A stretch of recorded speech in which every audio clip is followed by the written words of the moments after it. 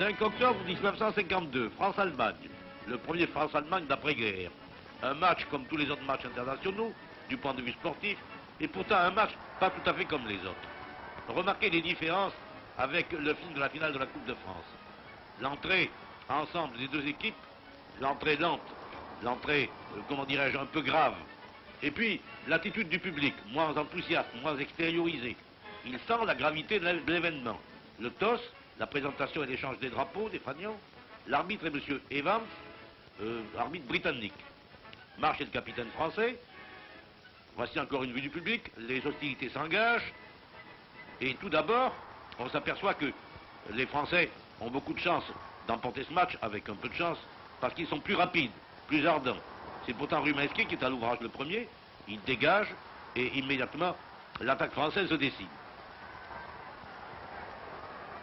Dès le début et presque jusqu'à la fin, l'équipe de France dominera. C'est dès la 4e minute que la France ouvrira le score et marquera son premier but. Ceci ne sont encore que des hors-d'œuvre, des hostilités préliminaires. Les choses vont se préciser tout à l'heure. Timide attaque allemande, rapidement enrayée. Ce n'est pas encore l'heure du but, c'est à la 4e minute qu'il sera marqué.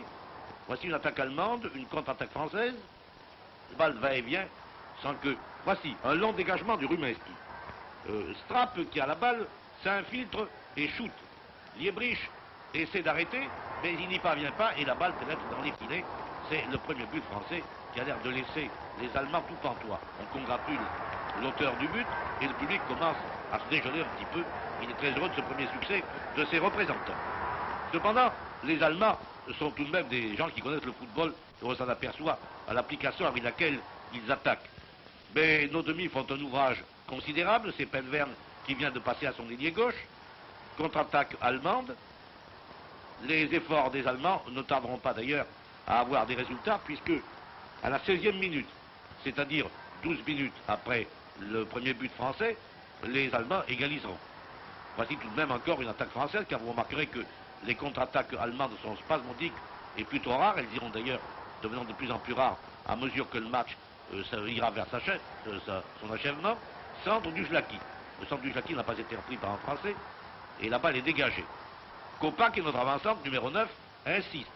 Vous voyez comment il s'insinue à travers le réseau serré de la défensive allemande. Ici, une balle qui est passée à côté. Le gardien de but allemand dégage. Il dégage très loin. Les Allemands en profitent pour attaquer. C'est l'avant-centre qui s'est rabattu sur l'aile qui centre. L'ailier droit qui s'est substitué à lui insiste. Shoot, mais la balle est passée dehors, ou plutôt Ruminski l'a prise avant que la balle n'ait franchi la ligne de but.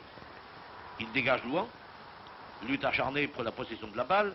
C'est Jonquet qui finit par avoir le dessus et qui passe à Marche. Marche passe à son tour à Penvern, lequel attaque mais se fait boucler. C'est l'intérieur allemand qui lance son avant-centre, lequel shoot.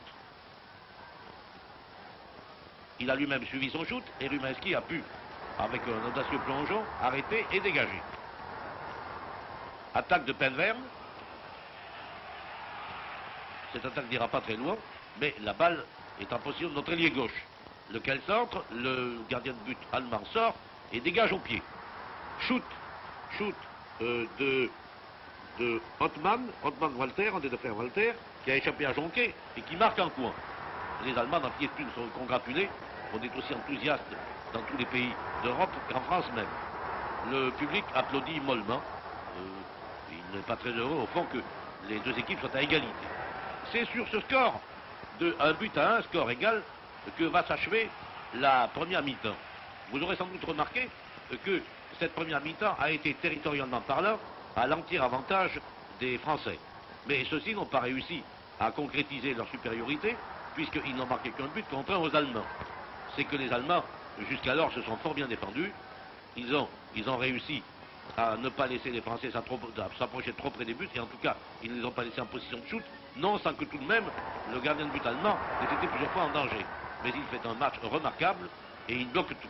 Voilà encore un shoot de Wisłaki qui vient de passer par-dessus, et voilà le dégagement du gardien de but allemand dans la direction du building de Colombes. Nouvelle attaque française, timide contre-attaque allemande qui va tout de même assez loin, mais qui n'est pas très dangereuse, parce que l'Allemand a centré hors des buts, hors de la ligne de but. Nouvelle attaque française. Notre intérieur shoot, mais le gardien de but, donc je vous ai dit qu'il était remarquable, intervient encore efficacement et dégage. C'est la mi-temps. La mi-temps dans laquelle les deux équipes sont à égalité, ainsi que vous le démontre, si vous ne le saviez pas déjà, le tableau du score 1-1. Et déjà, voici la reprise, car les choses se placent beaucoup plus vite au cinéma qu'il ne se passe sur le terrain. Voilà un des téléviseurs, un à ceux à qui vous devez les excellentes vues que vous voyez.